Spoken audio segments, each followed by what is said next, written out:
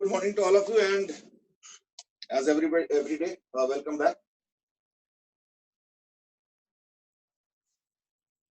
I think a small rare change in the sense कि physics class generally 8 बजे तो बहुत कम होता है, मैंने देखा है शेड्यूल में, तो नहीं लगता एटलीस्ट ठीक है। So that way a small change कि आज तो बहुत जल्दी लगा दिए। Good morning again. कुछ लोग मैसेज भी किए हैं, कार्तिक, धैर्य, मनन, भावना एंड सो ऑन। आयुष्मान के कई सारे लॉगिन हुए हैं, बट वो ना आजकल जूम में प्रॉब्लम हो रहा है, मल्टीपल लॉगिन, क्या करें। Kartik has suggested that can be discuss the paper. In fact पता क्या है कि मैं सोच रहा था कि मेरे पास इतना टाइम ही नहीं मिल रहा था, बट मैं सोच ही रहा था कि आज करेक्शन भी कर लूं, है ना। एक काम करते हैं, बस थोड़ा सा जो है, जो हल्का सा जो बीच में एक टॉपिक स्टार्ट किया था उसको खत्म कर देते हैं, may be in half an hour, और उसके बाद बाकी टाइम जो है डिस्कस करते हैं, ठीक है ना। Let's do that.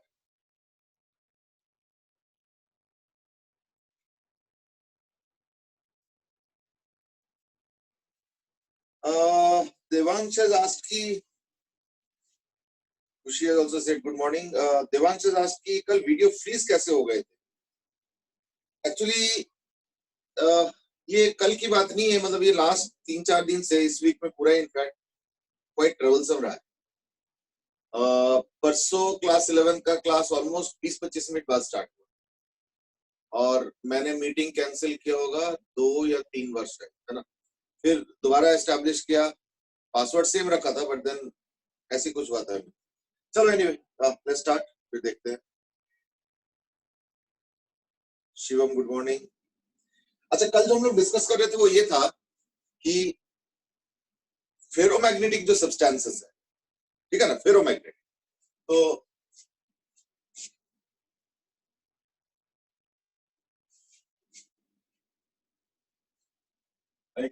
जो फेरोमैग्नेटिक सब्सटेंसेस है, they are very powerful magnetic producers. Means ये ऐसे स्पेशल मटेरियल होता है जो कि बहुत पावरफुल मैग्नेटिज्म प्रोड्यूस कर सकते हैं, ठीक है ना। तो इन जनरल तो मैंने बता ही रखा था खैर, that inside a material B net will be equal to B naught plus B induced। ये तो सबके लिए ट्रू है, बस ये कि डायमैग्नेटिज्म में वो B induced small value opposite to B naught यानी एक्सटर्नल फील्ड होता है। पैरामैग्नेटिक में B induced small value in the direction of external field यानी B naught होता है। That is where the difference is. But otherwise, about as far as B naught is concerned, it is pretty consistent कि वो होता है, but हाँ कम ज्यादा हो सकता है ना, तो अकॉर्डिंगली ये लिख सकता हूँ। अब मैं जो कर सकता हूँ वो है कि फेरोमैग्नेटिक में क्या होता है कि be induced is very large. तो मैंने उसी कंटेक्स्ट में एक एग्जांपल दिया था, तो मैं भी एक आधा एग्जांपल और ले लेते हैं। And that is B naught से अगर डिवाइड करोगे तो B net by B naught is equal to B naught by B naught 1 plus B induced by B naught. तो इसको हम लोग बोलते हैं mu r.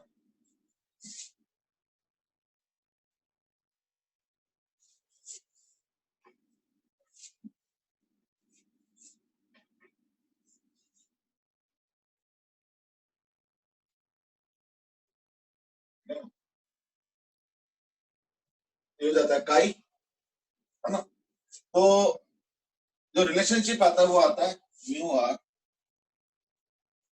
Is equal to 1 plus chi के अलग अलग तरीके से लिखना होता है,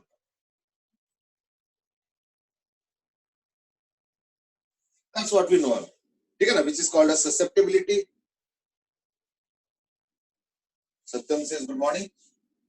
ये हो गया परमिएबिलिटी, रिलेटिव परमिएबिलिटी, ये हो गया ससेप्टिबिलिटी, है ना। और एक चीज था इज दैट कि जो बी इंड्यूस्ड होता है ये बहुत लार्ज होता है। इसका मतलब क्या है कि जैसे एक एग्जांपल ले रहा हूं मैं, Suppose B naught is 100 units and B induced is equal to plus 3400.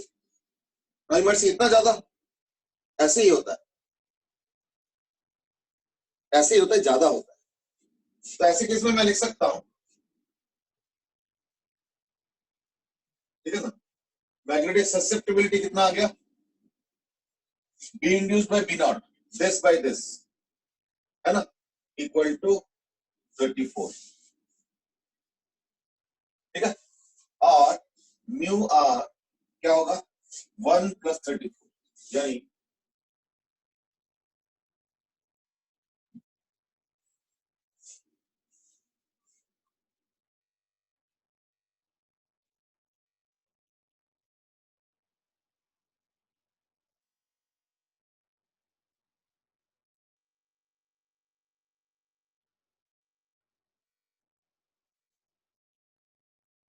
ठीक है, एक बार चेक कर लो, this is how it happens. हमें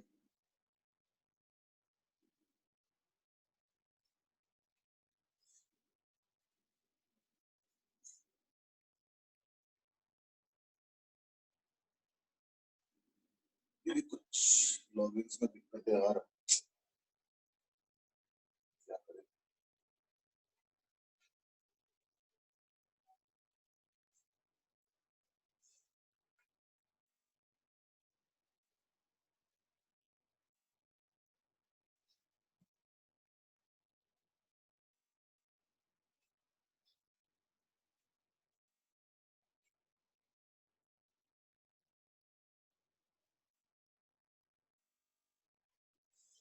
चलो, anyway I am trying to get them logged in, but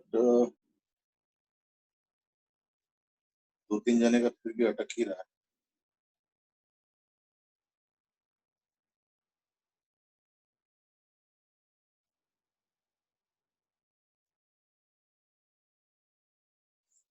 let's carry on. अच्छा, तो ये हो गया ferromagnetic. Now the question is that ferromagnetism में जो ससेप्टिबिलिटी है, इससे में जो ससेप्टिबिलिटी है, दैट डिपेंड्स ऑन टेम्परेचर. जो susceptibility depends on temperature. But जैसे मैंने पैरामैग्नेटिज्म में बताया था, है ना, पैरामैग्नेटिज्म में बताया था, उसमें तो था susceptibility is inversely proportional to temperature. इसमें ऐसे नहीं है, ठीक है ना, इसमें थोड़ा अलग है भाई.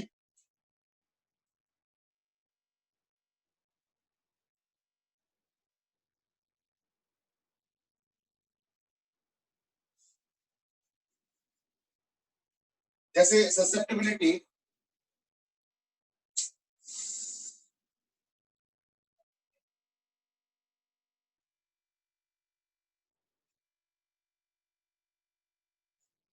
चलो डिपेंड्स ऑन टेम्परेचर, बट कैसे है बता देता हूं मैं. There is a temperature called as TC, and that is Curie temperature. Curie temperature हर एक का अलग अलग है. आयरन का कुछ 1000 के आसपास है, ऐसे हर मटेरियल का अलग अलग टेम्परेचर होता है. ये क्यूरी टेम्परेचर बड़ा इंपॉर्टेंट. क्यों? क्योंकि अगर मान लो तुम फेरोमैग्नेटिक सब्सटेंस को थोड़ा थोड़ा करके गर्म करोगे, है ना, तो टेम्परेचर बढ़ेगा. टिल TC, ध्यान से सुनना, till TC the variation of mu r susceptibility is pretty complex. But once T is greater than TC, two things will happen. Once T is greater than TC, two things will happen. First of all, a ferromagnetic substance will convert to paramagnetic substance.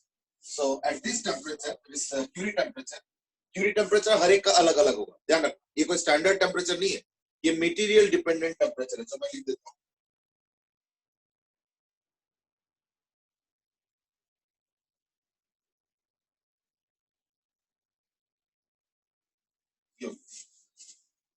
material dependent temperature.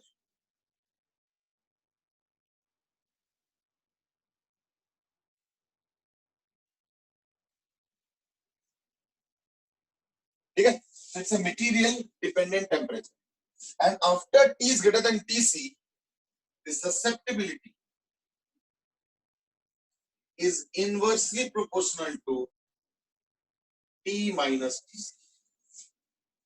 ये इसका relationship है, ठीक है ना. So obviously these are all observational relationships, मतलब ये experiment करके देखा गया है और उसके बेसिस पे जो ऑब्जर्वेशन किया गया है उससे फाइनल कंक्लूजन आया है and that is this. Very difference क्या हो गया, पैरामैग्नेटिक में susceptibility is inversely proportional to absolute temperature. यहाँ पे शुरू में तो उसका वेरिएशन बड़ा कॉम्प्लेक्स है, तो इसकी उसका कोई मैथमेटिक्स नहीं है. शुरू मतलब रूम टेम्परेचर से लेके क्यूरी टेम्परेचर तक. The variation is pretty complex, so there is no particular formula as such, but yes, it goes on changing. In fact, to be more precise, it goes on reducing. ठीक है ना, reducing. ध्यान रखना. लेकिन जैसे ही Curie temperature पार करता है, in that case क्या होता है, अब वो फेरोमैग्नेटिक रहता ही नहीं, अब वो लो मैग्नेटिक हो जाता है, यानी पैरामैग्नेटिक हो जाता है. So that's the first thing. At TC, a material converts from ferro to para. A material converts from ferro to para. और कन्वर्ट होने के बाद उसका मैथमेटिक्स क्या रहता है,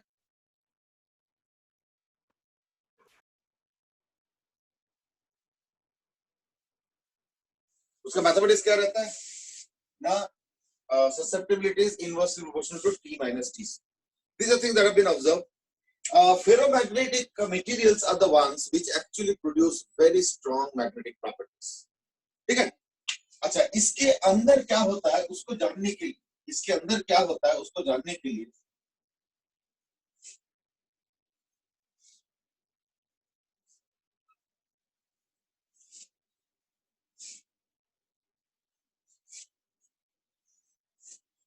एक थ्योरी है and that is called as domain theory.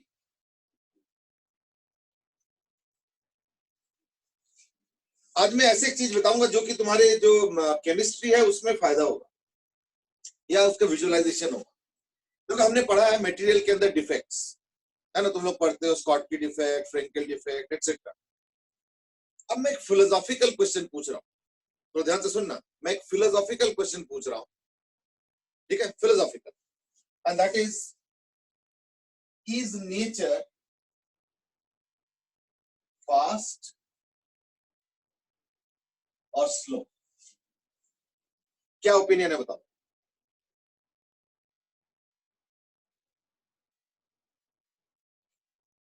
Divyam has made a comment कि आप हमेशा बड़े फॉर्मल अटायर में रहते हो, हमें वो स्कूल जैसे ही लगता है. अच्छा एक चीज बताओ, maybe I am trying to know a secret, informally भी कोई रहते हैं क्या? Specially with camera and all. Okay, अभी एक आंसर आ गया, दैट इज प्रणय ने दिया, एंड दैट इज कि नेचर तो बहुत स्लो है. ओके, कार्तिक आल्सो सेज कि स्लो है. Devansh says very very fast है. Okay, Shivam says at the macro level it is slow for us but actually बहुत फास्ट है. अच्छा Devansh, what is the reason for your saying कि very very fast? Satyam says in between, not fast not slow. Okay, kush says ki slow in terms of geographical aspects but वैसे तो decently fast है. अच्छा,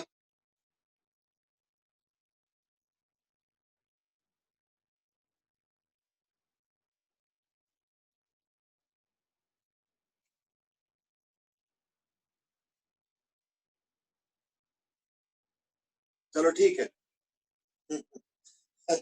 अब इसके ऊपर और फिलोसॉफिकल हो गया, and that is Akshit says कि वैसे मीडियम के लिए फास्ट है, fast at micro level. Okay, actually to some extent it is true that it depends on how you are looking at it. मैं एक छोटा सा एग्जांपल लेता हूं, लेट्स से कुछ भी ले लो, मतलब जैसे जैसे मान लो, है ना, लेट्स टेक सम फ्रूट मतलब मैंगो टाइप का कुछ ले लो. एक एवरेज मैंगो कितने दिन में बनता है जरा बताओ. एक एवरेज मैंगो जनरली बन जाता है, अगर देखोगे तो लगभग 2 महीने में पूरा प्रोसेस कंप्लीट हो जाता है। Right from the starting of the seed, small जो एक मैंगो का वो होता है, से लेके ripe mango is a process around 2 months, इतना ही होता है जनरली। 2 मंथ्स मतलब हो गया 60 डेज। 60 डेज मतलब 60 into 86400 second. Now, why I'm looking at a mango is because a mango would be around half a kg mass, I mean 500 grams ले लेता हूँ। तो मैंगो अगर 500 ग्राम्स है, ये सारा अप्रोक्सीमेट कैलकुलेशन है, ध्यान रखना। तो अगर मैंगो 500 ग्राम्स है तो कितने मोल्स होंगे, है ना, दैट्स पॉइंट टू डिस्कस। तो अब मोल्स का हिसाब कैसे करोगे? मे बी अगर ग्लूकोज ले लेते हैं तो 6H12O6 96 684 170, तो मैं अराउंड 200 का मॉलिक्यूलर वेट ले लेता हूँ, मॉलिक्यूलर मास, ठीक है। तो अगर मैं 200 का मॉलिक्यूलर मास लेता हूँ, कोई भी ले लो, ग्लूकोज टाइप का कुछ मॉलिक्यूल्स ले लो, तो that would be around 100 something. तो मैं ग्लूकोज के लेके अप्रोक्सीमेट कर रहा हूँ, तो कितने मोल्स हो गए, यानी एक मैंगो में इतने मोल्स हो गए, ठीक है ना। Now this many moles is equal to how much? ये तो 2.5 हो गया, तो 2.5 into approximately 6 into 10 to the power 23 molecules। ये एक मैंगो में हुआ, और मैंगो बिल्कुल जीरो से स्टार्ट होता है, तो 2 महीने लगता है उसको पूरा राइट मैंगो होने में। सो अब कंटिन्यूअस चेंज इज हैपनिंग, यानी एक कंटिन्यूअस चेंज हो रहा है। उसमें क्या हो रहा है, मॉलिक्यूल्स धीरे धीरे सब डिवाइड हो रहा है, जमा पड़ रहा है, कुछ होते होते होते होते धीरे धीरे मैंगो बड़ा हो। अब बताओ, इतने मॉलिक्यूल्स के एक प्रोसेस कितने दिन में हो रहा है? इतने सेकेंड में। तो देयरफॉर पर सेकेंड मॉलिक्यूलर एक्टिविटी क्या हो रहा है?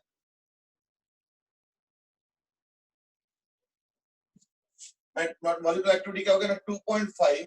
मैं क्रूड कैलकुलेशन कर रहा हूं, just to understand the scale at which nature happens, upon 60 into 86400। अगर मैं सिर्फ पावर को देखता हूं, तो हो जाएगा 10 to the power 5। 60 का एक तो कैंसिल हो गया, 10 to the power 6 मान लो इसको, 2.5 हो गया, तो वो भी एक है, 2.5 into 10 to the power 23, 6 cancel कर लो, यानी approximately 10 to the power 16 to 17 पर सेकेंड।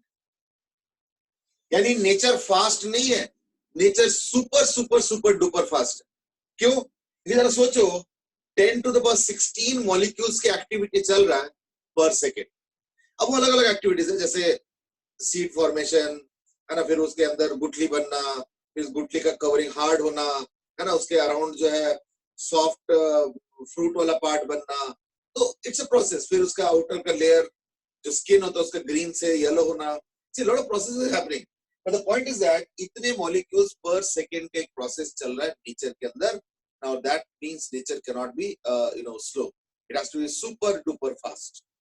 मैं एक और एग्जांपल बताता हूं, that will explain to some extent another query that is there in chemistry, and that is कि ये जो डिफेक्ट्स हम लोग पढ़ते हैं, डिफेक्ट्स होते क्यों, ये डिफेक्ट्स होते ही क्यों, है या नहीं? तो उसका एक आंसर मिलेगा अगर मैं एक छोटा सा कैलकुलेशन कर लूं। जैसे मैं एक एग्जांपल बताता हूं, सपोज मैं एक काम करता हूं, मैं कुछ वाटर ले लेता हूं, मे बी एक इन अ स्मॉल बीकर, और उसमें 1 मोल ऑफ सोडियम क्लोराइड डाल देता हूं। तो 1 मोल ऑफ सोडियम क्लोराइड हो जाएगा 35 और 23, तो लाइक 58, तो अराउंड 60 ग्राम्स। तो अप्रोक्सीमेटली 60 ग्राम NaCl ले लेता हूं, which is approximately 1 मोल, ठीक है, या 60 ग्राम ले लेता हूं, which is approximately 1 मोल। 1 मोल तो खैर 58 पॉइंट समथिंग हो रहा है, तो दैट इज ओके, ठीक है। तो 1 मोल है, इसको मैं डिसॉल्व करता हूं एक बीकर में, ठीक है। इस बीकर को मैं गर्म करता हूं और पानी को पूरा सपोज इवेपोरेट कर देता हूं। इन दैट केस क्या होगा, 1 मोल सोडियम क्लोराइड क्रिस्टलाइज करेंगे। अब 1 मोल सोडियम क्लोराइड क्रिस्टलाइज करने में कितना टाइम लगेगा? जितना टाइम लगा उस बीकर को के पानी को पूरा पूरा इवेपोरेट करने में। तो एक बीकर अगर छोटा सा लेता हूं मैं, मतलब इतना ही जितना कि मेरा हाथ का साइज है, तो मान लो ऐसे अगर बीकर में करते उसको पूरे पानी इवेपोरेट करके कितना टाइम लगेगा? मैक्सिमम 1 घंटा लगेगा। 1 घंटे में मैं ज्यादा ही ले रहा हूँ, बट चलो कोई नहीं। तो सेकेंड्स में कितना लगेगा, यानी 6 into 10 to the power 23, यानी जरा सोचो सोडियम क्लोराइड के जो क्रिस्टल के फॉर्मेशन है, सोडियम क्लोराइड के जो क्रिस्टल के फॉर्मेशन है वो किस रेट पे हो रहा है, इतने मॉलिक्यूल्स है ना क्रिस्टलाइज किया अपॉन, अगर 1 घंटा भी लगाते हो तो क्या होगा 3600, यानी अप्रोक्सीमेटली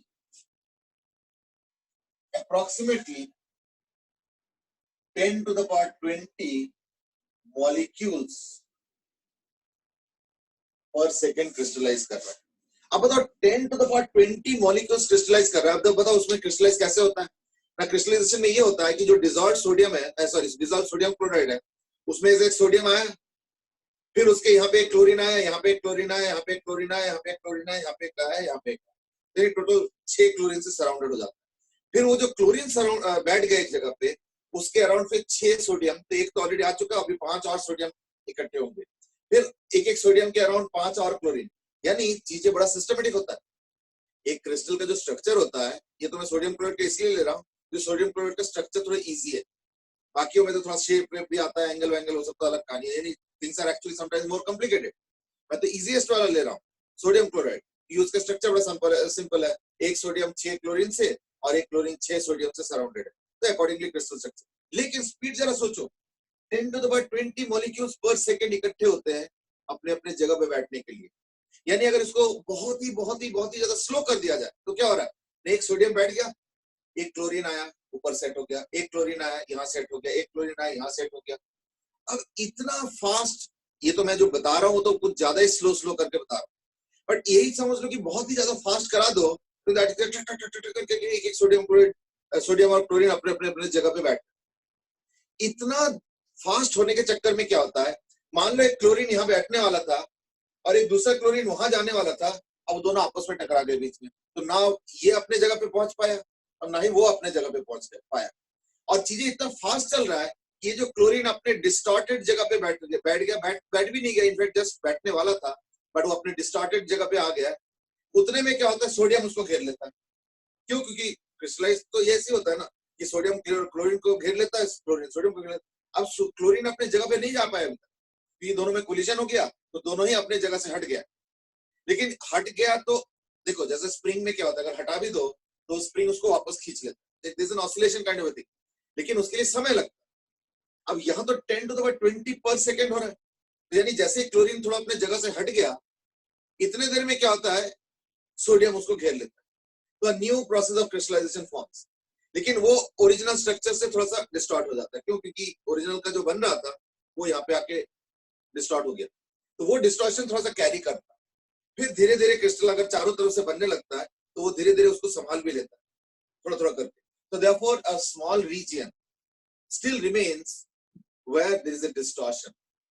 और एक मटेरियल का जो स्ट्रेंथ होता है, ये जितने भी सरिया वरिया बनता है ना लोहे का, देखना सरिया में, अब देखो सरिया तो सब लोहे से ही बनता है, स्टील ही चलो समझ लो, सरिया मतलब जो बिल्डिंग बनाने वाला जो कॉलम वॉलम बनता है उससे।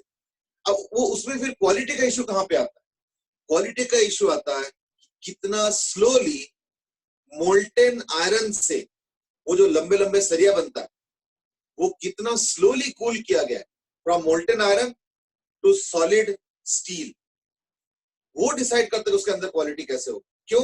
क्योंकि जितने अंदर डिफेक्ट्स होंगे ना उसका ओवरऑल स्ट्रेंथ उतना कम होगा।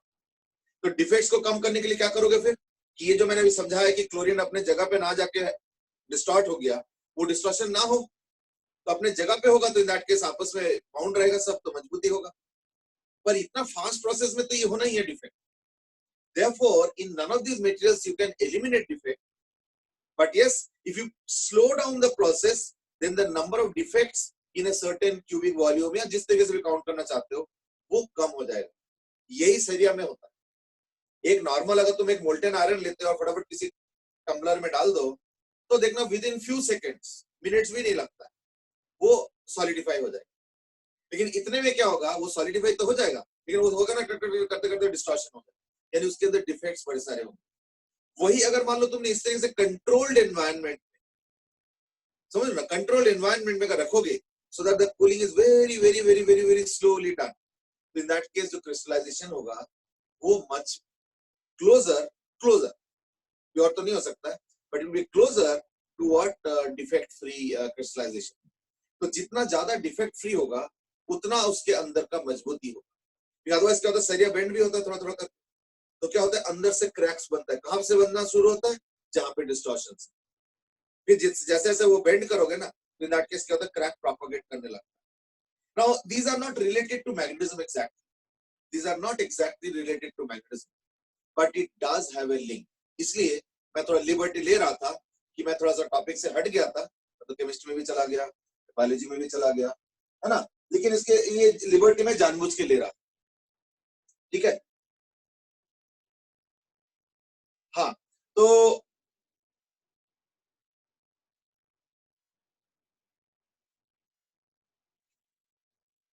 यानी देखो बेसिकली हो क्या रहा है, हो ये रहा है कि ये जो प्रोसेस है ये सुपर डुपर फास्ट है। Now it has its influence even in magnetism also, it has its influence even in magnetism also, ठीक है ना। जैसे मैं बताता हूं कैसे, ये जो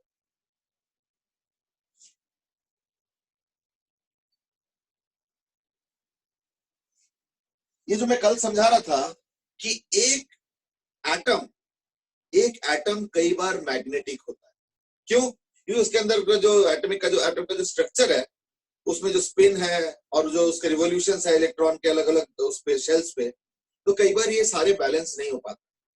यानी एक एक एटम क्या होता है, मैग्नेटिक होता है। तो generally sometimes some materials have a structure in which each atom is magnetic, but each atom अगर मैग्नेटिक होगा तो ओवरऑल मैग्नेटिक होंगे, इसका कोई गारंटी क्यों? As I said, what generally happens is that statistically क्या होता है, एक मैग्नेट इस तरफ हो जाता है, एक इस तरफ, इस तरफ, तो देखो टोटल में जो है मैग्नेटिज्म होता नहीं, तो यानी हमें उसको मैग्नेटाइज करना पड़ता है। But let's understand at a micro level as to why is it that though each atom is magnetic, yet there is no magnetism due to the material itself. ऐसे क्यों होता है ना? तो उसका रीजन ये है कि देखो, सपोज एक काम करना, फ्रीली सस्पेंड करके दो मैग्नेट रख देना, थोड़ा सा जानबूझ के डिस्टॉर्ट करके, ऐसे यानी दिख रहा है ना कैसे डिस्टॉर्ट किया मैंने, ये एंगल पे है, थोड़ा सा अलग अलग ओरिएंटेशन में देख। अब ऐसे करके छोड़ देना, फ्रीली सस्पेंड करके, लेकिन देखना ऐसे रहेगा नहीं, देखना वो दोनों ऐसे बेंड होके ऐसे हो जाएंगे, ऐसे। Are you seeing what I am trying to show? कि मैंने इनिशियली ऐसे रखा था, लेकिन देखना ऐसे, मतलब ऐसे रखा था फ्रीली सस्पेंड करके, मैं तो एंगल को दिखाना चाह रहा था कि जिस तरीके से अभी ओरिएंटेशन है ना उसमें एंगल नहीं दिखता। क्लास में तो चारों तरफ से होता है, 3D का इफेक्ट रहता है तो दिख जाता, बट अभी दिख नहीं रहा, तो कैमरा में तुमको पता नहीं चल रहा होगा ज्यादा कि एंगल पे रखा है, और वो भी इस तरीके का ऑलमोस्ट 90 डिग्री। तो देखना ये खुद ही बेंड होके ऐसे हो जाएगा, ऐसे मतलब हो गया कि स्ट्रेट लाइन। यानी the natural tendency of magnets अगर आसपास रख दोगे to what, orient themselves in a linear fashion. ये इस तरीके से एंगल लेके वो रहना नहीं चाहता, एटलीस्ट नेचुरली तो नहीं रहना चाहता। किसी को फोर्स कर दो तो मामला अलग। तो इससे क्या होता है ना, सब लोग अलाइंड होके रहना चाहते हैं, और एक एक एटम याद रखना मैग्नेटिक है, लेकिन वो ऐसे करके अगर छोड़ोगे तो देखना यूं करके अलाइन होके सीधे हो जाए। यानी नेचुरल टेंडेंसी क्या होता है, सीधा होगा। यानी अब जरा सोचो क्या होगा, अब सपोज लिक्विड मटेरियल से, मान लो एक मटेरियल लिक्विड फॉर्मेट है या एलिमेंट लिक्विड फॉर्म में, उसको तुम सॉलिडिफाई कर रहे हो धीरे धीरे, तो क्या होगा, जैसे जैसे सॉलिडिफाई करोगे तो क्या होगा, देखना ऐसे ओरिएंटेशन में रहेंगे, तो क्या होगा ऐसे करके देखना होगा, सब बगल में भी ऐसे ही इस तरीके। लेकिन ऐसे होते होते क्या होगा, कोई ना कोई डिस्टॉर्ट हो जाएगा। जैसे मैंने बोला ना, स्केल तो वही होता है, 10 टू द पावर पता चला 20 एटम्स पर सेकंड या 10 टू द पावर 15 एटम्स पर सेकंड अगर सॉलिडिफाई हो रहा है, तो इन दैट केस ओरिएंटेशन तो मेनली मेंटेन होगा, बट कुछ ना कुछ दो चार डिस्टॉर्ट हो जाएंगे। जैसे ही डिस्टॉर्ट होगा तो वो अपने आप को संभालने का टाइम, मतलब संभालने का उसके पास ताकत है, लेकिन टाइम ही नहीं है। तो जैसे कोई एटम डिस्टॉर्ट हुआ तो उसके आसपास फिर उस डिस्टॉर्टेड लाइन पे भी एटम जमा होने लगता है, तो यानी क्या होगा, अब देखना एक और ऐसे स्टार्ट होता है लाइन, ऐसे कर, यानी नेट रिजल्ट पता है क्या होता है, अगर एक मटेरियल के अंदर देखोगे, तो देखना ऐसे ऐसे होगा, you will get small regions ऐसे, जिसमें मैग्नेटिक फील्ड है लेकिन सब अलग अलग ओरिएंटेशन पे है ऐसे।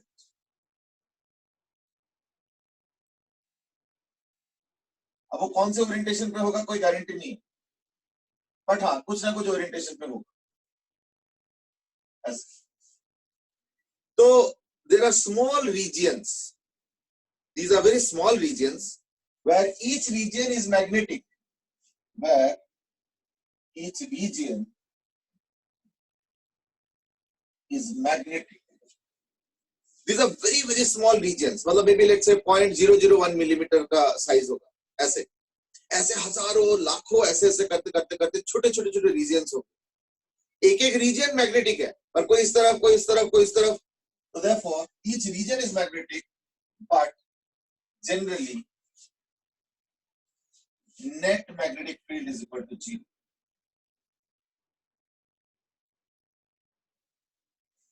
ये जो छोटे छोटे रीजन्स है, each region is called as a domain. Each region is called domain. तो इसलिए इस पूरे थ्योरी को बोला जाता है एज डोमेन थ्योरी। डोमेन का मतलब बेसिकली बाउंड्री होता है, ऐसे इसमें भी यही होता है कि कुछ पार्ट में कोई पर्टिकुलर डायरेक्शनल मैग्नेटिक फील्ड, फिर एक एटम डिस्टॉर्ट होके बैठ गया वहां पे लेट्स से कोई कोलिजन वोलिजन के चक्कर में, अब उसको देखा देखिए अब उसके आसपास बिल्डअप हो जाएगा, फिर कहीं और डिफेक्ट स्टार्ट होगा तो फिर then you will have many regions of very small regions of net magnetic field, yes, in certain directions अलग अलग in each domain. तो एक एक डोमेन पे मैग्नेटिक फील्ड है, लेकिन हम तो पूरे सब्सटेंस को देखते हैं, हम कोई उनमें से एक डोमेन को निकाल के तो चेक करते नहीं, तो therefore नेट मैग्नेटिक फील्ड क्या हो रहा है, फिर भी जीरो होता है। This is how generally substances, मैं फेरोमैग्नेटिक की बात कर रहा हूं। अब इसके अंदर पता क्या होगा, now there is a question from Kush Jain, and that is Khushi says that you discussed this example in the class. Yeah, मुझे पता है, वो मैं कनेक्ट कर रहा था actually. Kush Jain is asking if we slow down the process, then the molten iron would solidify in its path only. देखो मैं इसको कहना चाहूंगा इस तरीके से कि देखो स्लो डाउन भी कितना करो। अभी मैंने जो एग्जांपल दिया कि अगर मान लो कुछ घंटे में अगर मान लो सॉलिडिफाई करते हो, तो भी पता चला एक एक सेकंड में पता चला 10 to the power 19 एटम्स जो है सॉलिडिफाई करते हैं। No that's a huge scale, मतलब इट्स एक्चुअली अनइमेजिनेबल स्केल। तो कई बार हमें लगता है कि नेचर तो बड़े धीरे धीरे होते हैं, ऑल दिन होता है रात होता है, ये तो ठीक है, मैं मना नहीं कर रहा हूँ, लेकिन एक्चुअली अगर थोड़ा माइक्रो लेवल पे देखोगे तो नेचर सुपर फास्ट, अनइमेजिनेबली फास्ट। तो 10 to the power 18 एटम्स अगर इकट्ठे सॉलिडिफाई हो रहे हैं एक एक सेकंड में, तो imagine the scale and speed. ऐसे में डिस्टॉर्शंस तो आना ही है, डिफेक्ट फ्री तो हो नहीं सकता। पर हाँ, इसको अब जितना स्लो डाउन करोगे तो वो 10 to the power 17 पर सेकंड होगा, 10 to the power 16 होगा, 15 14 करते करते 12, तो उतना देखना तुम्हारे डिफेक्ट्स कम होंगे। लेकिन फिर टाइम रिक्वायर्ड क्या हो रहा है, 10 to the power 7 टाइम्स हो गया मान लो। अगर तुम 10 to the power 11 पर सेकंड करते हो 10 to the power 18 पर सेकंड के कंपैरिजन में, यानी टाइम भी 10 to the power 7 टाइम्स लगेगा। और 10 to the power 7 टाइम्स मतलब हो गया 1 करोड़ टाइम्स, यानी जो 1 घंटे का काम था वो अब 1 करोड़ घंटा लगेगा। फिर तो तुमको जिंदगी भर के लिए इंतजार करना पड़ेगा उस एक सॉलिडिफिकेशन को कंप्लीट करने के लिए। So therefore there is always a trade-off. There is always a trade-off. If you allow more time for cooling and solidification, so the less number of defects will happen.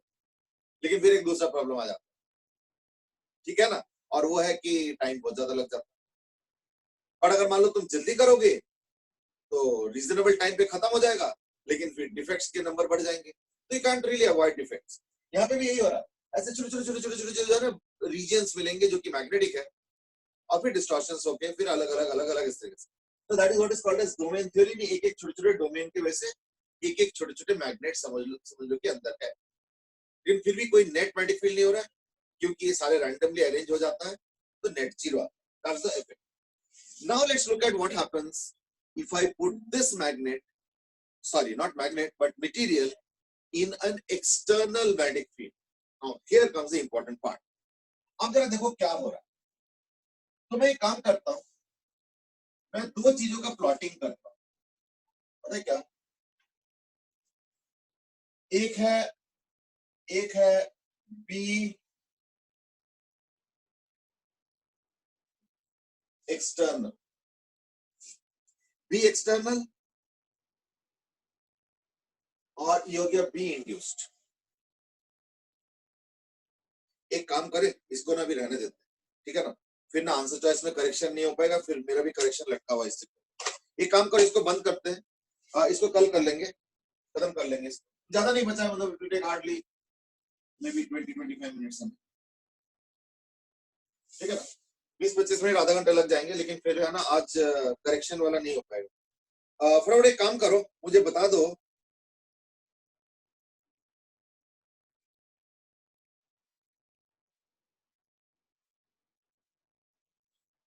दो कि कौन से question में changes लगता है। कुछ लोगों ने पॉइंट आउट किया है तो अच्छा, ग्रुप में तो दिया है। अच्छा हाँ, मैं तो बोला नहीं भूल गया। देखो पहला मैं देख रहा हूँ कि मनन ने लिखा है क्वेश्चन नंबर 6। क्वेश्चन नंबर 6 में अच्छा कुछ ने पॉइंट आउट कर दिया। क्वेश्चन नंबर 6 में क्या दिक्कत है? 1 से लेके 5 ओके है, कोई दिक्कत तो नहीं है?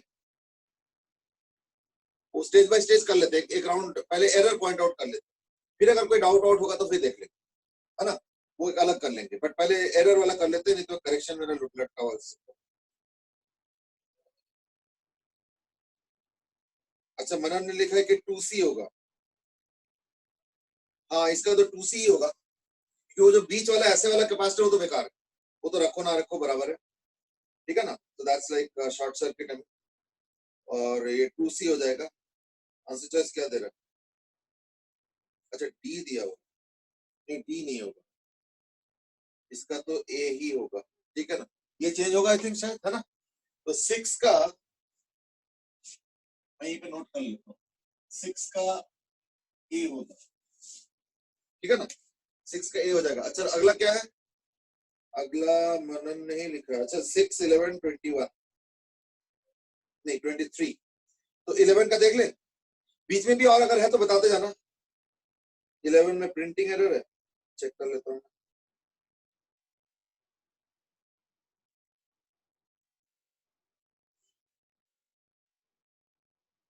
ओहो,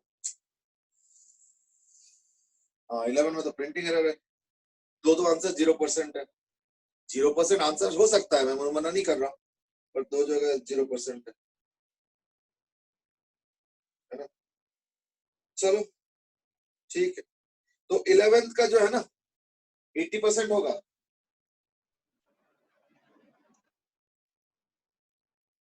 11th में बोल रहे हैं कि answer should be D, but की में सी और डी है। आंसर किसकी बात कर रहे हो? अभी 11th का करें। क्वेश्चन 8 का बोल रहा हाँ, क्वेश्चन 8 अच्छा 8 का बता रहे हो? अरे बाप रे, तो 11th पे आ गए। 8 का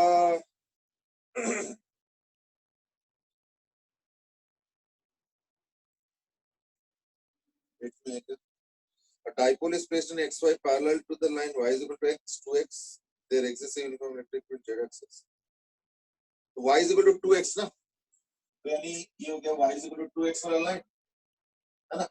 और यूनिफॉर्म इलेक्ट्रिक फील्ड आ रहा है जेड एक्सिस के अलावा, तो टॉर्क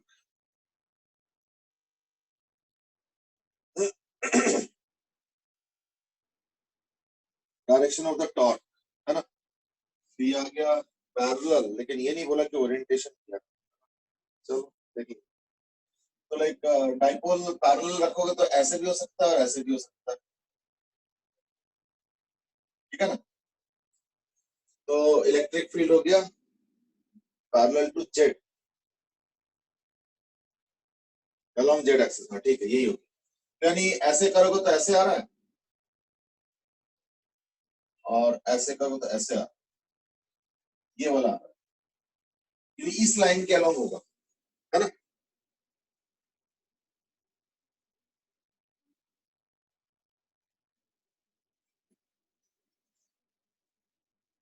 हाँ नहीं, सी तो नहीं होगा, सी नहीं होगा, डी आ रहा है। ए पी सी नहीं, सी नहीं होगा, डी आ रहा है, ओनली डी। तो 8 का ओनली डी होगा। इसमें ऑप्शन क्या, सी डी दिया है ना? यस यस सर, सीओडी दे रखा है इसमें। नहीं नहीं, ऐसे नहीं होगा, 8 तो ओनली डी होगा, तो मैं डी को लिख के ओनली लिख दूंगा, नहीं तो करेक्शन नहीं पता चलेगा, है ना?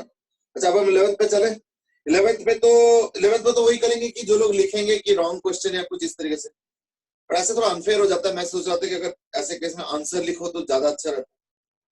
तो चलो, anyway, I don't know what you have done. Amit, क्या किया तुम लोग? सर इनकरेक्ट लिख दिया भाई। क्या लिखा है? इनकरेक्ट। ऑप्शंस लिख दिया, रॉन्ग ऑप्शन। Nearest answer. चलो, सर बोनस। ये बोनस तो नहीं, बट वो हमने नॉर्म रखा है ना कि अगर कोई क्वेश्चन में मिस्टेक होता है, if you write wrong question then only you get marks, otherwise you don't get marks. Nearest answer. 11th में जो है, या तो रॉन्ग क्वेश्चन को दे देते हैं, और जो लोग क्या आंसर बता रहे 80% है, 80%। सॉल्व किया चीज। Yes sir. 80%। ज्यादा कठिन क्वेश्चन तो है नहीं, तो आई थिंक ठीक ही है। तो अगर 80% अगर आंसर आ रहा है, तो 80% तो चॉइस में नहीं है, नियरेस्ट आंसर। तो सी मार्क किया। Yes sir. चलो ठीक है, एक काम करेंगे, नियरेस्ट आंसर भी रिस्की हो जाता है क्योंकि 0 था तो नहीं।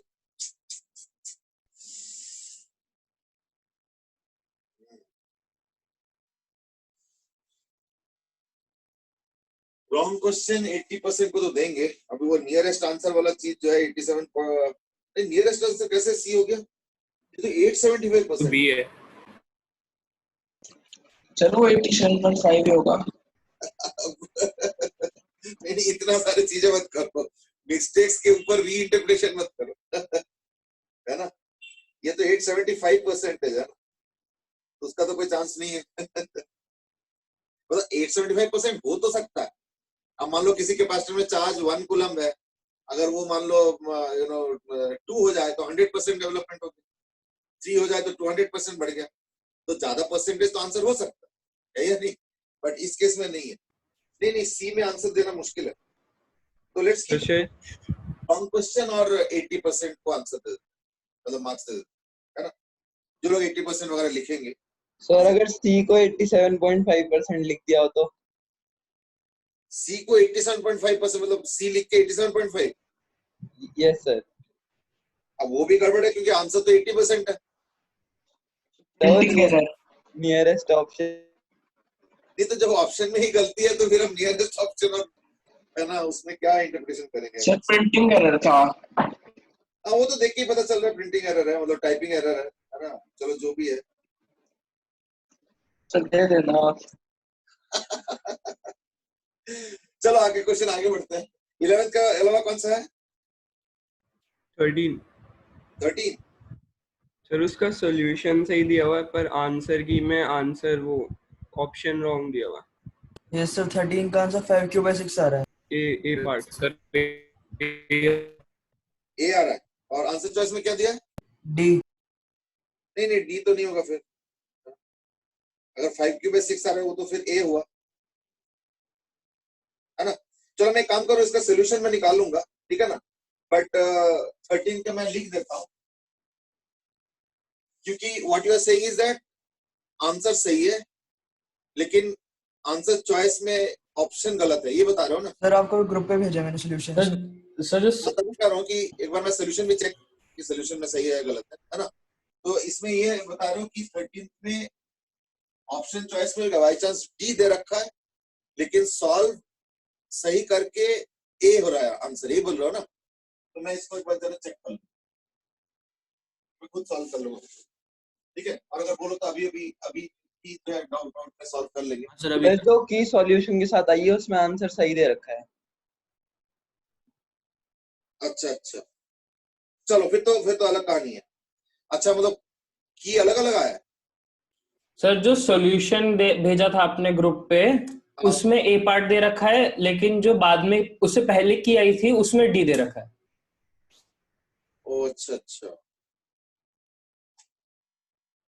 ये सर नहीं अभी देख लेते हैं। चलो एनीवे मैं देख लूंगा, क्वेश्चन मार्क रख दिया इसलिए मैं, ठीक है ना। चलो ठीक है, 13 के बाद बताओ,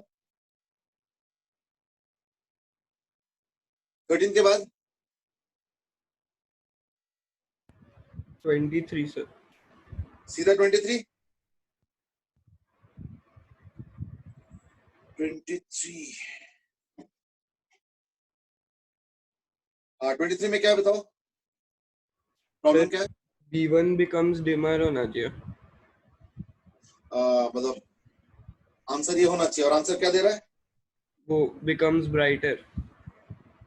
अच्छा मतलब उल्टा दे रहा है। चलो मैं एक बार चेक करता हूँ, एक मिनट। सर उन्होंने दोनों बल्ब निकाल दिए जो पैरेलल में, जबकि सिर्फ एक निकालने को बोला था क्वेश्चन ने। अच्छा वो मैं एक बार देख लेता हूँ, देख एक minute. 3 bulbs B1 B2 B3 are connected in the mains as shown in the figure। चलो ठीक है, how will the brightness of bulb B1 be affected? B1 अच्छा पहला वाला ठीक है, B1 be affected if B2 or B3 are disconnected from the circuit। नहीं एक ही निकालना है, एक ही निकालना है, एंड नहीं बोला और बोला, तो एक ही निकालो। हाँ बोलो। सर सॉल्यूशन में बोल रखा है कि जो सॉल्यूशन में दोनों निकाल के उन्होंने सॉल्व किया है। ओ अच्छा, यानी वो टाइपिंग में एंड और का मिस्टेक होगा। चलो कोई नहीं, हम तो वही करेंगे ना जो क्वेश्चन में बोला है। अब अगर क्वेश्चन में एंड की जगह और हो गया, और की जगह एंड हो गया, वो तो हम देखेंगे, है ना, क्योंकि वो अब कैसे करेंगे, हो सकता है कि क्वेश्चन में एंड रहा हो, अब टाइपिंग में और हो गया है, हो तो सकता है ना। चलो एनीवे हम तो क्वेश्चन के हिसाब से चले, वो तो कंफ्यूजन अवॉइड करने के लिए। पहले आंसर चॉइस में देखता हूँ, अगर मैं B2 को हटाता हूँ तो दैट केस क्या होगा, ओवरऑल रेजिस्टेंस थोड़ा बढ़ जाएगा, तो ओवरऑल रेजिस्टेंस बढ़ेगा मतलब करंट थोड़ा घटेगा, करंट घटेगा मतलब B1 थोड़ा सा लेस ब्राइट हो जाएगा, है ना।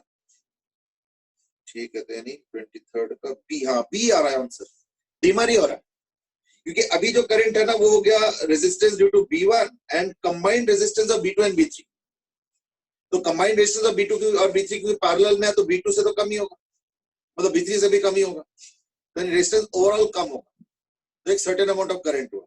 अगर मैं B2 और B3 में से कोई एक निकालूंगा तो ओवरऑल रेजिस्टेंस तो बढ़ेगा, क्योंकि वो दोनों पैरेलल था तो उसके इफेक्टिव रेजिस्टेंस का कंट्रीब्यूशन कम आ रहा था, दोनों रेजिस्टेंस से कम था।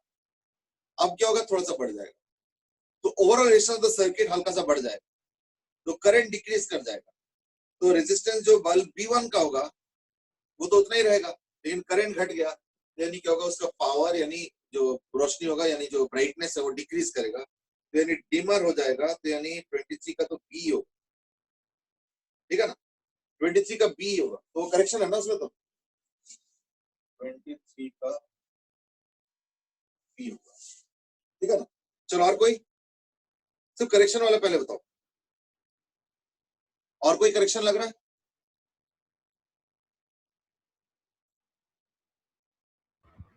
नहीं सर और तो नहीं है सर। रोहनवीर ने एक कमेंट किया, दैट इज बल्ब को कैसे निकाल रहे हैं उस पर भी तो डिपेंड करेगा। नो आई मीन ऐसे कैसे निकाल रहे हैं, मतलब what do you mean by that, उसके तो कोई फर्क नहीं पड़ता। आप बल्ब को एकदम से कैंची से तार काट दिया, या उस लाइन पे कोई स्विच था उसको स्विच ऑफ कर दिया, या बल्ब को फोड़ दिया, आई डोंट थिंक इस पे कोई फर्क पड़ता। ये कैसे निकाला है ना। बाकी एक आध और भी आया, अनिरुद्ध ने बताया 24, एक मिनट रुक, 24 भी चेक कर ले। 24 में बोला charge passes through a resistor varies with time as shown in the figure।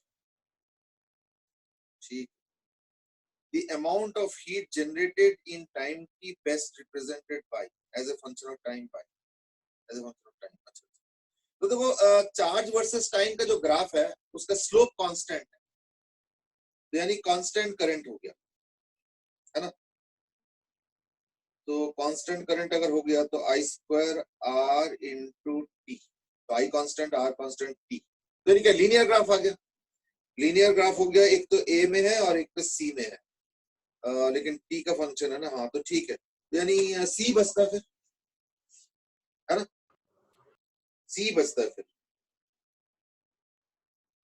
क्योंकि जिस तरीके से इन्होंने चार्ज व टाइम का ग्राफ दे रखा है वो एक स्ट्रेट लाइन है, तो यानी उसका स्लोप कांस्टेंट, तो उसका स्लोप कांस्टेंट मतलब हो गया करंट कांस्टेंट होगा, कि slope of Q versus T diagram is current, तो स्लोप कांस्टेंट यानी करंट कांस्टेंट, तो अगर करंट कांस्टेंट होगा तो इन दैट केस जो हीट हो जाएगा वो क्या होगा, आई स्क्वायर आर इंटू टी। तो आई कांस्टेंट, रेजिस्टेंस तो एनीवे कांस्टेंट मान के चलेंगे, और इंटू टी, यानी वो तो सब कांस्टेंट होगा, सिर्फ टी रहेगा, यानी H प्रोपोर्शनल टू टी आ गया, हीट ही बोल रहा है, हाँ, अमाउंट ऑफ हीट जनरेटेड, तो है ना, इन टाइम टी। हाँ, तो यही आ रहा है, मतलब सी आ रहा है। कोई और दिक्कत है? हाँ बेटे, सर इसमें करंट कांस्टेंट नहीं होगा क्योंकि ये चार्ज वो वाला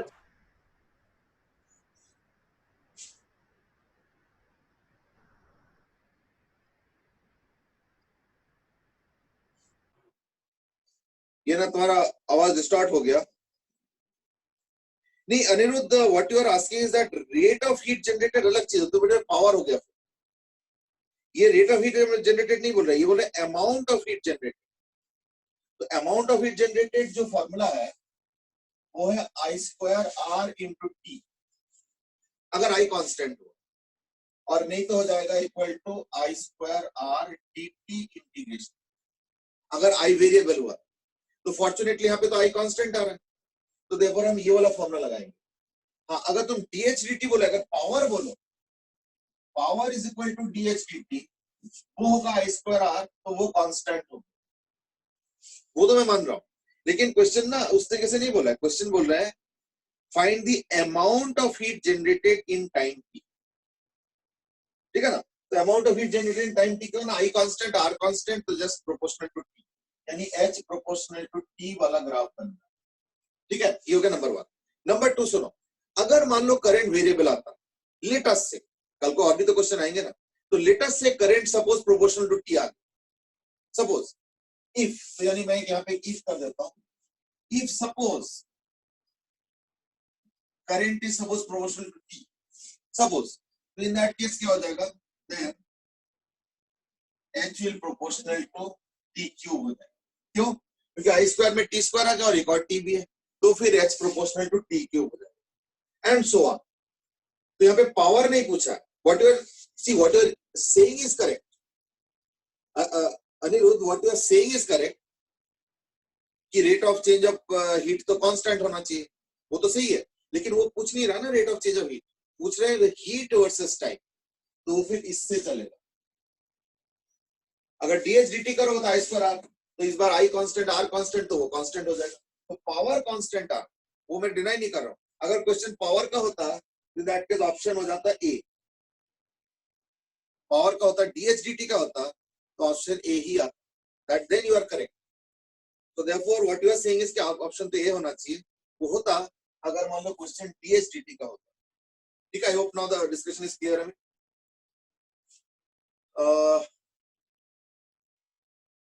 मनन has said something कि मैंने जल्दी जल्दी में 24 में ऑप्शन गलत लिखा है, पर उसके कॉरेस्पॉन्डिंग आंसर सही लिखा है, तो मार्क्स मिलेंगे। अच्छा ये ना, ये मैं थोड़ा सा बता देता हूँ इसमें, इज दैट ये चीज ना तुम लोगों के बैच में तो खैर बहुत कम हुआ है, एक दो ऐसे मिलते हैं, मतलब एक्चुअली ना बैच टू बैच बहुत फर्क पड़ जाता है। ये हम लोगों के जब मीटिंग हुआ था लास्ट या लास्ट टू लास्ट वीक शायद, ये डिस्कस हुआ था कि सीपीटी में एक बहुत बड़ा प्रॉब्लम क्या आ रहा है कि बच्चे deliberately see I am not accusing you, mind you, इसमें बुरा मत फील करना, but I am only saying is that तुम लोगों के बैच में ये प्रॉब्लम आता नहीं है, बहुत रेयरली आता है, जैसे मनन ने एक बताया कि ऐसे हुआ है, बट मोस्टली मैंने देखा सब अच्छे से किया, तो there is no complaint as such. But कुछ बैचेस में क्या हुआ है, बच्चों ने डेलिबरेटली क्या किया, जब थोड़ा डाउट में आ जाता है ना कि ए और सी, तो वो क्या कर रहे हैं, ए को ऑप्शन में डाल रहे हैं और सी का ऑप्शन कॉपी कर रहे हैं। तो ये और ये कई बार कर रहे हैं, एक एक बच्चे दो दो तीन तीन बार कर रहे हैं एक एक पेपर, यानी एक, अब बताओ अगर 40 बच्चे हैं तो पता चला 15 बच्चों ने क्या किया, तीन तीन चार चार क्वेश्चंस में ऑप्शन ए लिखा है पर कॉपी कर रहे हैं सी वाला, ऑप्शन डी लिखा है कॉपी कर रहे हैं बी वाला, क्योंकि डी और बी में डाउट है तो डी ऑप्शन लिख के बी वाला चॉइस का पूरा डिटेल भर देते हैं, बाद में बोलते हैं वो ना गलती से ये हो गया था। अच्छा अगर चेकिंग तो ऑप्शन से होता है, तो अगर ऑप्शन से करेक्ट आ गया तो वो मार्क्स मिल गए, अगर ऑप्शन गलत है और जो लिखा है वो सही है तो बाद में बोलते हैं वो ऑप्शन ना गलती से लिख दिया बी और मुझे एक्चुअली डी लिखना था। तो इसलिए हमने मीटिंग में ये डिसाइड किया कि ये मिस्टेक किसी का अगर होता भी है तो बाई चांस हुआ होगा, एक आधा मिस्टेक। तो ऐसे एक आधा मिस्टेक तो सिली मिस्टेक और ये सब तो हर पेपर में हर एक का होता है। अब ये तो थोड़ा सा फॉर्मली आ गया है नोटिस में कि हाँ ऐसे मिस्टेक हुआ है, बट ऐसे भी तो होता है कई बार कि वो जेन्युइनली भी एक आधा ऐसे होता होगा, तुमने सी निकाला लेकिन गलती से डी लिख दिया, तो therefore let's count that as a mistake and not give marks. That was what was decided, ठीक है ना। तो from next time be really careful.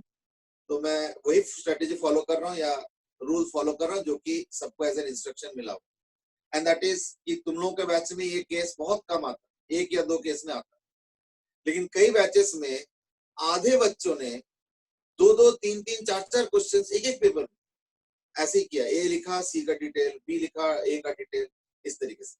तो हमने डिसाइड ये किया कि इसमें हम मार्क्स नहीं देंगे, ठीक है ना। उसका जो थोड़ा सा कॉस्ट है एक आध क्वेश्चन का, आई थिंक ठीक है, let's be little sporting on this, ठीक है ना।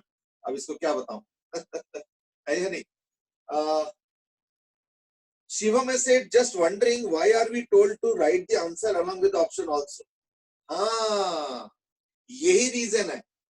अदरवाइज पता है क्या होता है, जो देखो, I mean again I will से द सेम थिंग, तुम लोगों के बैच में थोड़ा सा ये उल्टे सीधे हरकतें कम होता है, बट ऐसे नहीं कि 0 है, 2-4 होता है, वो मुझे पता चल जाता है।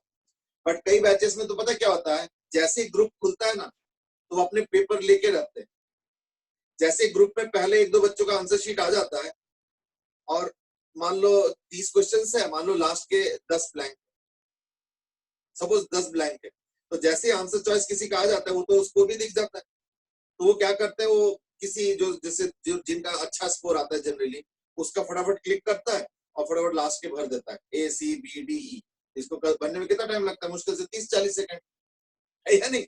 तो उतने में क्या होता है, वो भर के फिर डाल देता है उसके अंदर, पिक लेके फटाफट डाल देता है। वो टाइम इसके अंदर भी हो जाता है, 2-3 मिनट का तो रहता है खुला मतलब विंडो, तो उसके अंदर भी आ जाता है और वो भी। अब अगर तुमको पूरा ऑप्शन लिखना है तो then even if you do that, क्योंकि देखो पूरा 100% तो रोकना मुश्किल है, but even if you do that you will be able to do 1 or 2 questions, that's it. पूरा ऑप्शन भी लिखना होता है, टाइम भी नहीं होता इतना ज्यादा, जल्दी जल्दी वो भी करना है, पिक भी लेना है, पिक लेने के बाद फिर उसको अटैच करो and all this things take time. तो इसलिए विंडो को कम रखा गया है सो दैट क्रॉस वो ना आ जाए, तो दैट्स व्हाई ऑप्शन लिखने का वो दिया गया, ठीक है ना।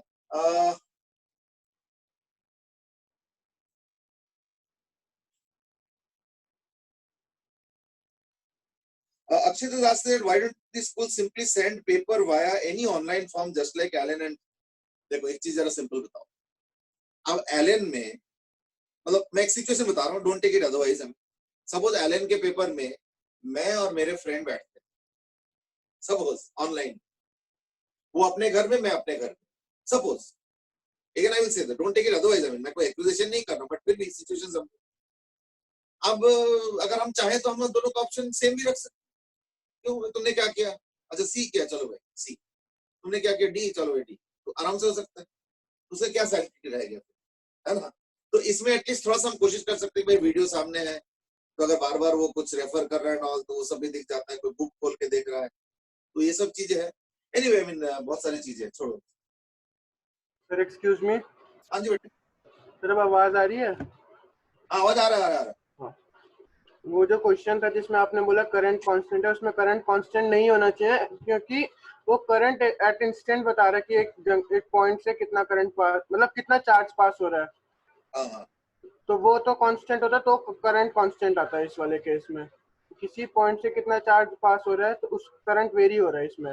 no, अगर मान लो किसी पॉइंट से कितना चार्ज, थोड़ा ध्यान से सुनो, कि किसी पॉइंट से कितना चार्ज पास हो रहा है, वो अगर चार्ज कांस्टेंट हो तब तो करंट 0 हो गया ना। फिर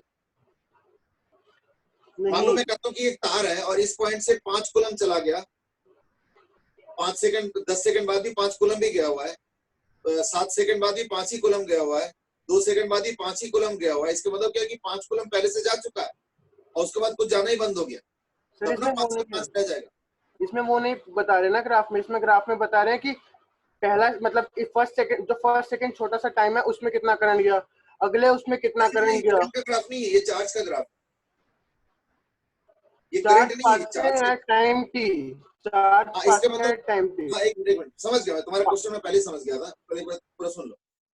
T इज इक्वल टू 0 पे 5 कूलम जा चुका है, मान लो कुछ एक सिचुएशन, मतलब इसके पहले से जा चुका है या जो भी है, और अब क्या हो रहा है, 1 सेकेंड में वो 5 कूलम वापस जा रहा है, यानी पहले से मैंने 5 का काउंटिंग रखा हुआ है कि 5 गया था, अब वापस जा रहा है, यानी फिर अगर मान लो 1 कूलम वापस चला गया तो इन दैट केस अब 4 कूलम गया, इसका मतलब नेट, फिर एक और कूलम वापस चला गया तो यानी अब नेट 3 कूलम गया। तो यानी देख रहे हो, अगर तुम इक्वल इंटरवल में डिवाइड कर दो, चार्ज जा रहा है और चार्ज यूनिफॉर्म रेट से जा रहा है। और कैसे यूनिफॉर्म रेट से जा रहा है ना, 1 सेकंड में 5 कूलम जा रहा है, तो अगर 0.1 सेकंड देखो तो 0.5 कूलम जा रहा है। इसका मतलब क्या हुआ कि अगर मैं पहला सेकंड को एज एन इंटरवल मान लूं 0.1 0.1 0.1 0.1 0.1 के, तो ध्यान से सुनना, तो इन दैट केस क्या हो रहा है कि किसी वजह से 5 कूलम जा चुका है, तो इसलिए मेरा स्टार्टिंग का काउंट 5 कूलम, लेकिन अब वो चार्ज वापस आ रहा है, तो पहले 0.1 सेकंड में 0.5 जाके चला गया, तो वापस चला गया, यानी अब नेट चार्ज कितना गया ना, 5 में से 0.5 वापस जा चुका है, यानी 4.5, फिर 0.1 सेकंड पे 0.5 और जा चुका है, तो अब 4 हो गया, फिर 0.1 सेकंड पे और 0.5 जा चुका है, तो अब हो गया 3.5।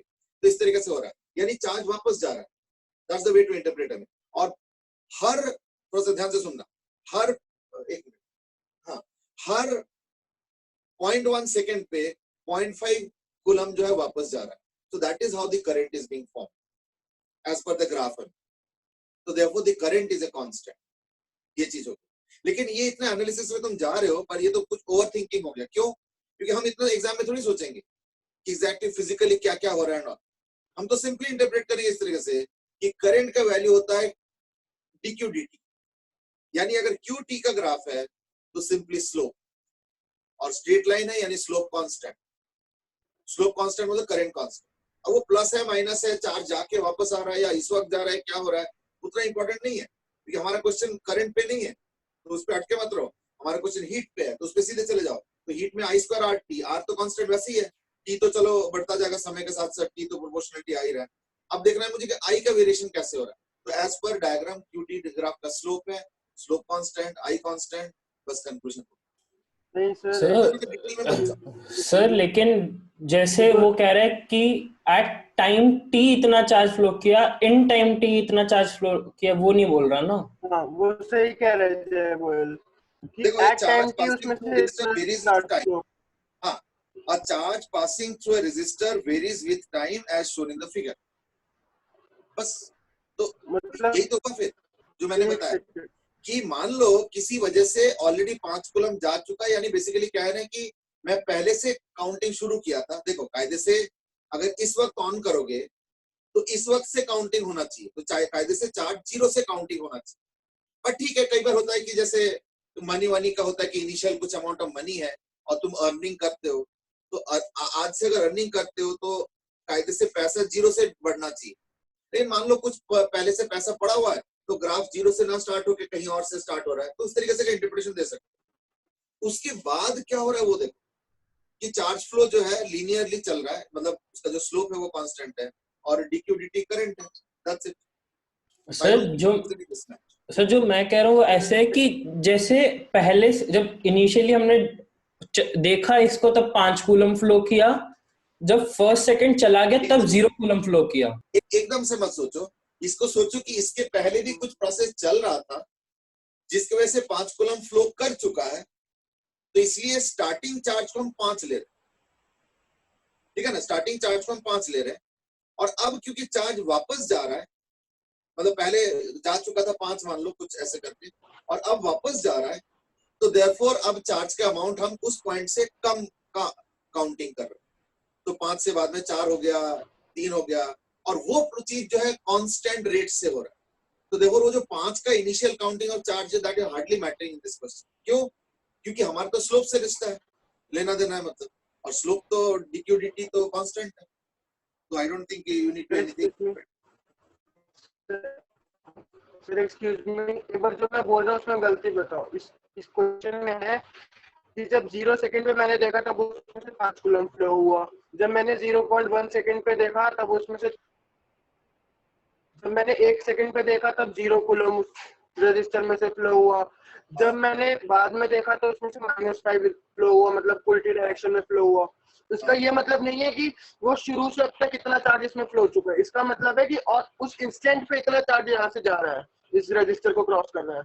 तो ये क्यू टोटल जो आप बोल रहे हो, वो जो आप बोल रहे हो तब होगा ये किसी इंस्टेंट पे जितना चार्ज जंक्शन को क्रॉस कर रहा है, मतलब रजिस्टर को क्रॉस कर रहा है, ये वो ग्राफ है। नहीं, तुमने तो इसको फिर करंट का ग्राफ बना दिया।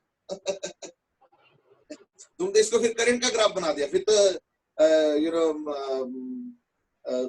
क्या बोलते, वाई एक्सिस का डेटा ही तुमने चेंज कर दिया ना। तुमने उसको इंटरप्रेट कर लिया अपने माइंड में करंट, और करंट के हिसाब से सोचो। वो नहीं है, ये चार्ज के हिसाब से सोचो कि किसी वजह से 5 कूलम जा चुका था, अब चार्ज वापस आ रहा है। तो यानी क्या हो रहा है कि जो चार्ज जा चुका था 5 है, लेकिन वापस आ रहा है, तो वो जो चार्ज जा चुका था उसके अमाउंट अब मैं कम काउंटिंग कर रहा हूँ, तो एक लेवल पे 0 आया, लेकिन वहां से और चार्ज वापस आ रहा है, तो अब मैं उसके काउंटिंग को फिर माइनस, यानी बेसिकली क्या है कि मैंने एक डायरेक्शन सेट कर लिया कि भाई चलो इस डायरेक्शन में कितना चार्ज गया उसको मैं क्यों मानूं। तो पहले से 5 जा चुका है और अब 10 वापस आ रहा है, तो देयरफॉर कितना गया हुआ है, -5 हो गया, क्योंकि 10 वापस आ गया ना, तो वापस आने को वो मैं कर रहा हूं काउंटिंग। तो therefore that is the interpretation. वैसे लेकिन ये डिस्कशन इतना ज्यादा जरूरी नहीं, क्योंकि Q वर्सेस T ग्राफ में करंट होता है स्लोप, तो उसी पे स्टिक कर रहा हूं। और ये जो फर्दर इंटरप्रिटेशंस कर रही हो, और actually interpreting this graph is current, वो नहीं है, करंट इस ग्राफ का नहीं है, करंट का ग्राफ ही नहीं है, चार्ज का ग्राफ। ठीक है ना, उसको ठीक से अच्छा, फिर इंटरप्रेट करो। लैंग्वेज का क्या मतलब हुआ? Charge passing through register varies with time, मतलब एक टाइम पे जो चार्ज पास हो रहा है, चार्ज पासिंग थ्रू रजिस्टर। इसका मतलब क्या हुआ कि 0 सेकंड पे 5 जा चुका है, ठीक है, और 1 सेकंड पे 0 जा चुका है, यानी 5 वापस आ चुका है, यानी 1 सेकंड पे रेजिस्टर के थ्रू 5 कूलम जा चुका है, ये इसका मीनिंग है। ठीक है ना, और कोई कॉम्प्लिकेटेड मीनिंग नहीं है सर। लेकिन इस इंटरप्रिटेशन में मिस्टेक समझ नहीं आ रही कि मतलब है मिस्टेक क्या है इसमें? नहीं, you are almost interpreting the graph as current versus time का diagram, that's the problem। जबकि ये चार्ज वर्सेस उसका ग्राफ, यानी ये एक इंस्टेंट पे क्या रेट में चार्ज फ्लो हो रहा है उसका ग्राफ नहीं है, ये कि एक पर्टिकुलर टाइम में टोटल कितना चार्ज फ्लो हुआ है वो ग्राफ है, ये चीज है। तुम जो इंटरप्रेट कर रहे हो कि एक इंस्टेंट पे कितना जल्दी चार्ज फ्लो हो रहा है, तो पहले ज्यादा जल्दी चार्ज फ्लो हो रहा है, बाद में धीरे धीरे चार्ज फ्लो हो रहा है, ऐसे इंटरप्रेट करो। ऐसे नहीं है, यहाँ पे चार्ज फ्लो यूनिफॉर्म रेट से हो रहा है, क्योंकि यहाँ पे चार्ज वर्सेस टाइम का ग्राफ। अभी मैं बार बार कह रहा हूँ कि इसमें ग्राफ चार्ज वर्सेस टाइम का है, लेकिन तुमने पहले से इसको इंटरप्रिटेशन करके माइंड में डाल दिया कि ये तो करंट बता रहा है, करंट नहीं बता रहा है, करंट इससे कंक्लूड करना पड़ेगा विच इज स्लो, ये चीज। अब क्योंकि तुमने ऑलरेडी माइंड में एक्सेप्ट करा दिया उस चीज को कि ये करंट का है, because what you are saying is basically current. ठीक है ना, कि इस वक्त तो थोड़ा हाइट कम हो गया, यानी चार्ज धीरे धीरे जा रहा है, ऐसे नहीं है, चार्ज यूनिफॉर्म रेट से जा रहा है। बस ये कि मैंने तार को इस तरफ देख रहा हूं तो 5 जा चुका है और अब वापस आ रहा है, तो देयरफॉर कितना जा चुका है, 5 से अब 0 जा चुका है, अब तो 5 एक्स्ट्रा भी आ गया, यानी कितना जा चुका है ना, -5 जा चुका है, तो वो 2 सेकंड बाद। तो that is the way of thinking. अब तुमने क्या किया, पहले को मान लिया कि जल्दी जल्दी करंट जा रहा है, फिर बाद में जब ग्राफ थोड़ा नीचे आया तो तुम उसको इंटरप्रेट करो कि अब तो धीरे धीरे चार्ज जा रहा है, नहीं, चार्ज यूनिफॉर्मली जा रहा है, ये चीज। ठीक है, so actually you are misinterpreting this charge versus time as current versus time almost, and then arguing accordingly, तभी दिक्कत आ। चलो और मिस्टेक बता दो और कोई, तो ये 23 हो गए, 1 2 3 4 5, तो मैं बाकी देख लूंगा, यानी मेजर मिस्टेक तो मुझे दिख रहा है इसमें, बाकी तो चलो ठीक है। अच्छा 24 के बाद और कोई है सर? हाँ, 6 क्वेश्चन में कैपेसिटेंस मिसिंग थी, तो मैंने उसे रॉन्ग क्वेश्चन लिख दिया। 6 क्वेश्चन में कैपेसिटेंस मिसिंग, ऊपर वाली मिसिंग थी।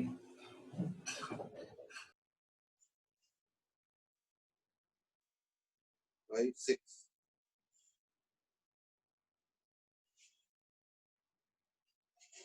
अच्छा अच्छा,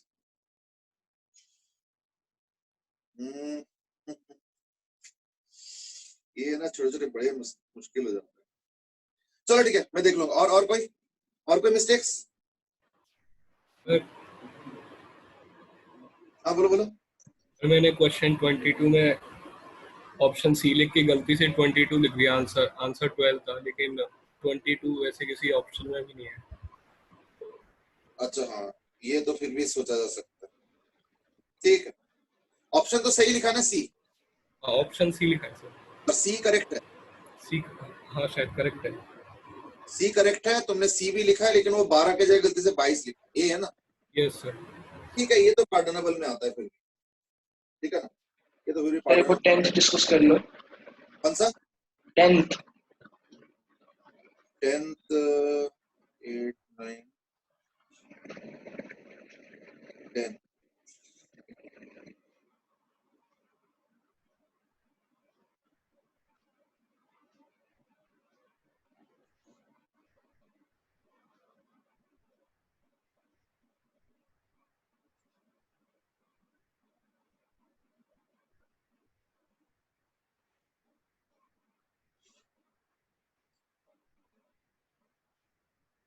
10th में देखो, हाँ बेटे बोलो।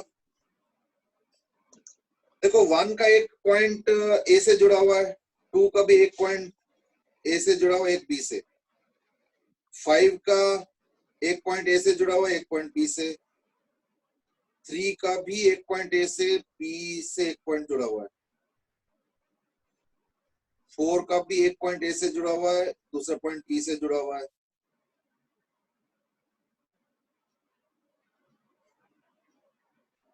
सबका ही जुड़ा हुआ है। 3 का, हाँ 3 का भी एक ए से जुड़ा हुआ है, बी से जुड़ा हुआ है। 5 वो भी, वो भी। सर वो जो एक रजिस्टर लेबल नहीं किया वो उसके थ्रू करंट फ्लो नहीं करेगा क्योंकि वो दोनों ए से ही जुड़े हुए हैं शायद, अगर मुझे जो लग रहा है। इसमें एक कंफ्यूजन हो गया। रेजिस्टेंस बेकार है, एक रेजिस्टेंस यहाँ पे बेकार है, वो जो कौन सा, अच्छा इसमें कोई नंबर नहीं है। एक रेजिस्टेंस बेकार है, वो जो 3 और 4 के जो डायगोनल है वो रेजिस्टेंस बेकार है, क्योंकि वो तो दोनों ही पॉइंट ए से जुड़ा हुआ है ना। अगर मैं उसको छोड़ दूं तो बाकी देखो 1 वाले एक पॉइंट ए से जुड़ा हुआ है, दूसरा बी से। 2 वाला भी एक ए से बी से। 3 वाला भी एक ए से बी से। 4 वाला भी, हाँ 4 वाला भी एक ए से और बी से। 5 वाला भी एक ए से और बी से, यानी ये पैरेलल होगा। और वो जो 3 और 4 का डायगोनल है वो बेकार है, वो जीरो रेजिस्टेंस हो गया, क्योंकि वो सर तो शॉर्ट सर्किट टाइप का हो गया।